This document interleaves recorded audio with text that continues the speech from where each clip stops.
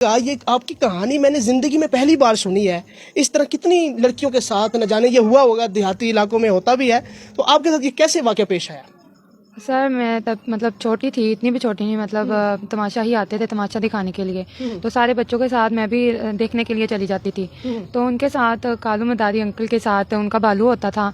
तो मतलब वो भी तमाशा दिखाते थे, जैसे हम उसको देखते थे। उसने मुझे नहीं था पता कि उसने मुझे देखकर पसंद कर लिया है। अच्छा। रीच ने तो जब मतलब शाम होती थी तो वो इधर गांव में चक्कर लगाता था।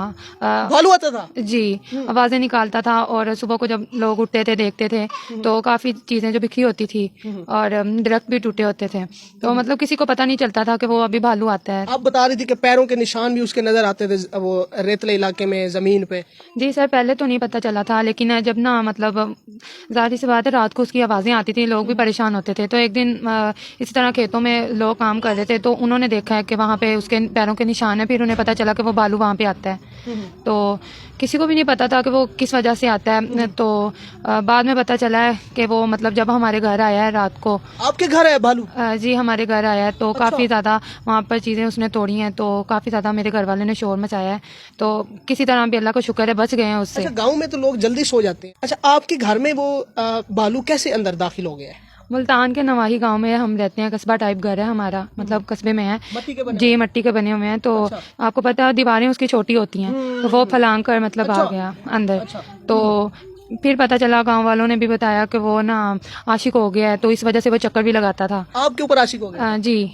सही। तो वो यानी कि आपकी जो स्मेल है वो महसूस करके आया?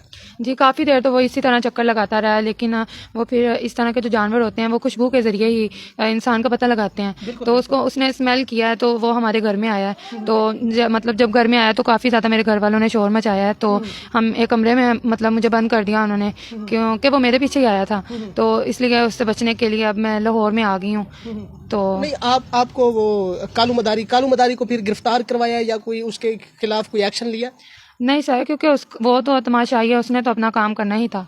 तो वो तो अब जैसे बच्चे देखने के लिए जाते हैं, मैं भी उन्हीं के साथ देखने जाती थी। अब तो ना तो वो मेरी गलती है और ना ही उनकी गलती है। तो वो तो बस अब सुना है आपने कि तो रोटी रोजी है, रिज़्क़ का जरिया है। जी बिल्कुल। अच्छा, मुझे ये बताएं, अब लाहौर में वालिदैन की रजामंदी से आई हैं? जी, क्योंकि वहाँ पे मेरा जो फैमिली में है वो भी मुझे अच्छा नहीं समझते थे। वो कहते थे कि अगर तुम यहाँ पर रहोगी तो वो बार बार यहाँ पे आएगा, भालू आएगा? जी, बार बार यहाँ पे आएगा। तो इस वजह से मेरे घर वालों ने मुझे यहाँ पे भेज दिया लाहौर में। अच्छा। जी। तो आपके रिश्तेदार, मोहल्ले में हमसाए, किसी ने आपको रिश्ते की ऑफर दी है? शादी क्यों नहीं की अभी तक? सर पहले तो था, लेकिन जब ये सिलसिला बना है तो अब कोई भी शादी नहीं करना चाहता। वो कहते हैं कि अगर हमने तुम्हारे साथ रिश्ता किया तो वो भालू इधर दोबारा आएगा। क्योंकि एक बार वो जब पीछे पड़ जाए तो वो जान तो छोड़ते नहीं है जल्दी। तो इस वजह से मैं यहाँ पे आ गई हूँ। अब यहाँ पे मुझे 2 साल हो गए हैं, यहीं पे हूँ मैं। जी। अच्छा, घर वालों से भी मिलती जुलती हैं? जी, वो कभी कभार यहाँ पे आ जाते हैं, मैं वहाँ पर नहीं जाती।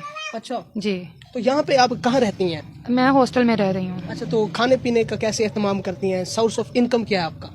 यहाँ पर ना मॉल में जॉब करती हूँ। अच्छा। तो वहाँ से बस हो ही जाता है, जिससे मैं हॉस्टल में रेंट दे देती हूँ और अपने खाने पीने का खर्चा उठा लेती हूँ।